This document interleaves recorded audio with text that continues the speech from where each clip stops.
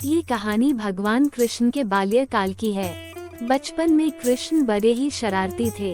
आए दिन कृष्ण भगवान के नए नए उलाहने रोज यशोदा मैया के पास आते रहते थे। इन्हीं उलाहनों से तंग आकर एक दिन यशोदा मैया छड़ी लेकर कृष्ण भगवान के पीछे दौड़ी थी और मैया से भगाते भगाते गोविंदा एक कुम्हार के घर में घुस गए। उस वक्त कुम्हार अपने काम में व्यस्त था, पर जब कुम्हार की दृष्टि भगवान पर पड़ी तब वो बड़ा ही प्रसन्न हो उठा। कृष्ण बोले, कुम्हार जी मेरी मैया बहुत क्रोधित है और छड़ी लेकर मुझे ढूंढ रही है। कुछ समय के लिए मुझे कहीं छुपा लीजिए। कुम्हार भगवान श्री कृष्ण के अवतार स्वरूप से ज्ञात था। उसने तुरंत कृष्ण जी को एक बड़े से मिट्टी के घड़े के नीचे छुपा दिया। कुछ समय पश्चात जब यशोदा मैया ने वहां आकर पूछा, क्यों रे कुम्हार, क्या तुमने मेरे कान्हा को देखा है? तो कुम्हार ने जवाब दिया, नहीं मैया, मैंने नहीं देखा। कुम्हार और यशोदा मैया के बीच हो रहा संवाद भगवान श्री कृष्ण गौर से सुन रहे थे। फिर जब माता यशोदा वहां से चली गई, तब कान्हा बोले, कुम्हार जी, मेरी माता यदि चली गई हो तो मुझे इस घड़े से बाहर निकालिए। कुम्हार बोला, ऐसे नहीं भगवान, पहले आपको मुझे वचन देना होगा कि आप मुझे 84 लाख योनियों के बंधन से मुक्त कर देंगे।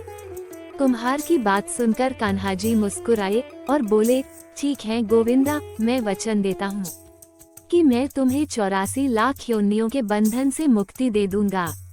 अब तो मुझे बाहर निकालो। कुम्हार बोला, मुझे अकेले को नहीं महाप्रभु, मेरे पूरे परिवार को भी 84 लाख योनियों के बंधन से मुक्त करने का वचन दीजिए, तो ही मैं आपको घड़े से बाहर निकालूंगा। इस पर कृष्ण बोले, ठीक है भैया जी, मैं उन्हें भी 84 लाख योनियों के बंधन से मुक्त करने का वचन देता हूँ। अब तो बाहर निकाल दो।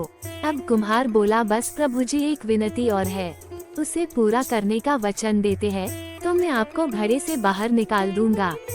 कृष्ण बोले, अब वह भी बता दो। तब कुम्हार ने कहा, हे प्रभु जी, जिस घड़े के नीचे आप छुपे हैं, उस घड़े को बनाने के लिए लाई गई मिट्टी मेरे बैलों पर लाद कर लाई गई है।